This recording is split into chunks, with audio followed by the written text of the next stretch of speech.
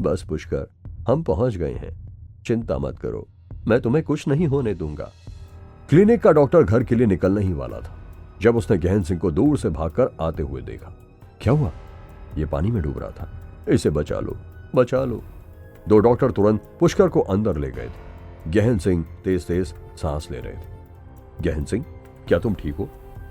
एक डॉक्टर ने उसे भीगा हुआ और हांफते हुए देखा और तेजी से उनकी तरफ बढ़ गया था। उसे बचाओ, मेरी चिंता मत करो, उसे जल्दी से बचाओ। चिंता मत करो, वो ठीक है, वो अभी भी जिंदा है। गहन सिंह खुशी से रो पड़े।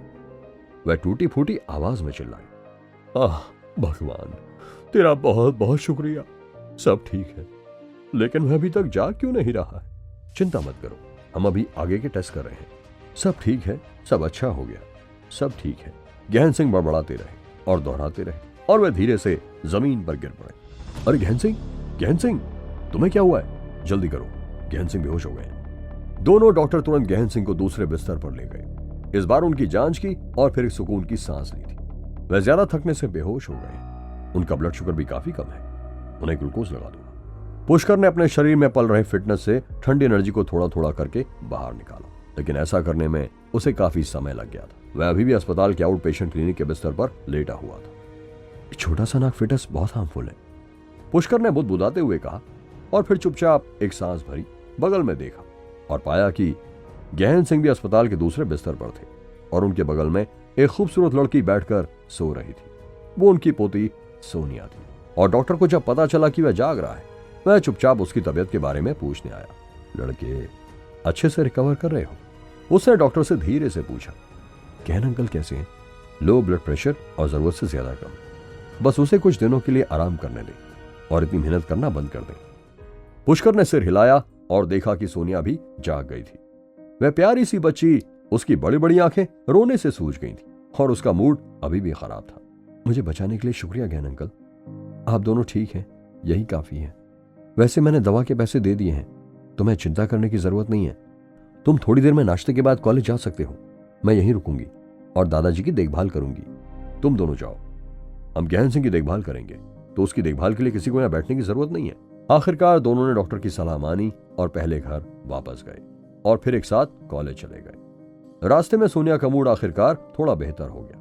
सुबह सुबह पेड़ों से चमकती सूरज की रोशनी उसके होठों पर मुस्कान बिखेर रही थी। कॉलेज के गेट पर डायरेक्टर बांगरू खड़े थे। ये घटिया आदमी मेरे दादाजी से हमेशा ओवरटाइम काम करवाता है। सोनिया ने दूर से बांगरू को घूर कर देखा और वो दोनों धीरे धीरे उसके पास पहुंच गए थे। सर, मेरे दादाजी कल रात बीमार थे, मैं उनके लिए एक दिन की छुट्टी लेने यहां आई हूं। क्या छुट्टी चाहिए? नहीं नहीं, उसे काम पर आना होगा। अगर वह नहीं आएगा तो गेट की रखवाली कौन करेगा? मेरे दादाजी को लगभग 2 महीनों में एक दिन की भी छुट्टी नहीं मिली है। वे आज बीमार हो गए हैं और अभी भी सनशाइन क्लिनिक में हैं। यहाँ बहुत सारे और भी गार्ड्स हैं, सिर्फ मेरे दादाजी अकेले नहीं हैं। मैंने कल रात भी आपको बताया था, मैंने आपको फोन किया था। ठीक है, अभी मैं बहुत बिजी हूं, फिलहाल अंदर जाओ बस। क्या आप गहन सिंह की बीमारी की छुट्टी मंजूर करेंगे या नहीं? बांगरू ने पुष्कर के बालों को देखा, लेकिन उन्हें उसमें कुछ भी गड़बड़ नहीं मिली, इसलिए उन्होंने कहा, अगर वह सच में बीमार है तो हम मेडिकल रिकॉर्ड देखने के बाद छुट्टी की मंजूरी दे देंगे। पुष्कर ने सिर हिलाया और फिर वो भी अंदर चला गया।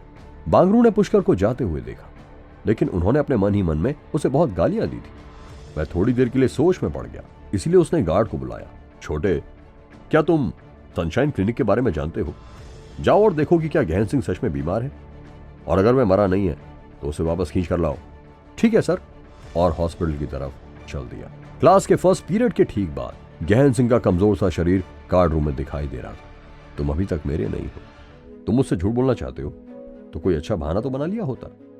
और एक बात और बता दूं, अगर तुम आज के बाद लेट हुए तो तुम्हारी सैलरी काट ली जाएगी। सर, मैं सचमुच बीमार हूं, देखिए मैं मेडिकल रिकॉर्ड और डॉक्टर का सर्टिफिकेट भी लाया हूं। तुम्हें क्या लगता है कि मजाक है? एक बड़े अस्पताल का सर्टिफिकेट होता तो मैं बीमारी का सर्टिफिकेट एक्सेप्ट कर लेता। मैं इस सर्टिफिकेट को नहीं मानता। अब तुम पिछले गेट पर जाओ और वहां गार्डिंग करो।